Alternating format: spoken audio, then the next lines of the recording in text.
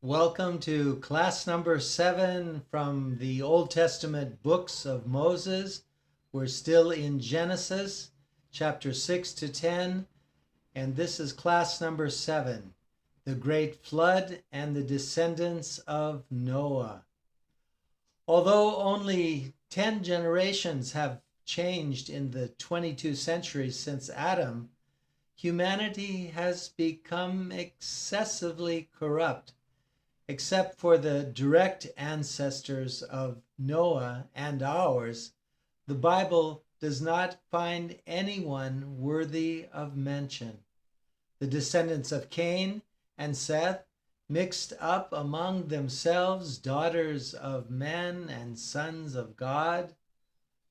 Morality and piety were forgotten. People just became like animals, just flesh. God regretted that he created man and decided to put an end to this by washing away sin from the earth with water. Finding only one pious family of Noah, God ordered them to build an ark. The construction of the giant 135 by 22 by 13 meters vessel lasted 120 years. And all this time, Noah exhorted people to repent and join him. But in response, he heard only ridicule. When God's patience ran out, he ordered Noah's family, 8 people, including 3 sons and their wives, to enter the ark and brought various animals and birds to it in pairs, and closed the ark, and the flood began. Noah was 600 years old at that time. Water from the atmosphere and from under the ground poured out on the earth, flooding everything within 5 months. Then water began to decrease. And after another 2 months, the ark stopped on Mount Ararat, where it is now. But only a year after the flood began, the inhabitants of the ark were able to get out of it.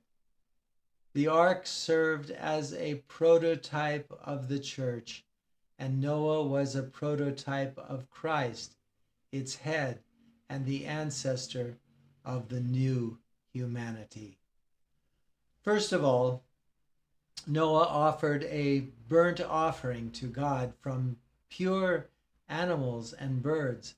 Having accepted this sacrifice, God said that he would no longer curse the earth for man, and blessed Noah and his sons, saying to them, "Be fruitful and multiply and fill the earth." God made the rainbow a sign of this, Noah's covenant. People were allowed to eat animal meat, but not their blood, since the soul is in the blood. Blood symbolizes the soul or the life force of animals, although, of course, the soul is not in the blood, otherwise death would occur only with the expiration of blood. But symbolically, God shows that soul, life, belongs to him and can't be eaten. By this, he prepared people for the mystery of the Eucharist. Instead of animal blood, he will give people his own blood. So one day, Noah drank wine and fell asleep undressed. When his son Shem saw this, he called his brothers to shame his father, but they turned their eyes away and covered Noah with a blanket. When Noah woke up and learned about this, he cursed the descendants of Shem. Shem himself, like the whole family of Noah, was blessed by God, and Noah did not dare to curse him. Noah also predicted that the descendants of Shem would be slaves of the descendants of Shem and Japheth. Also, Noah said that the generation of Shem will be the bearer of the true religion. Blessed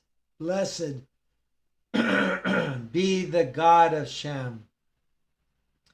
And about Japheth, he said that his descendants will be the most numerous and will adopt the religion of the Semites, or will dwell in the tents of Shem.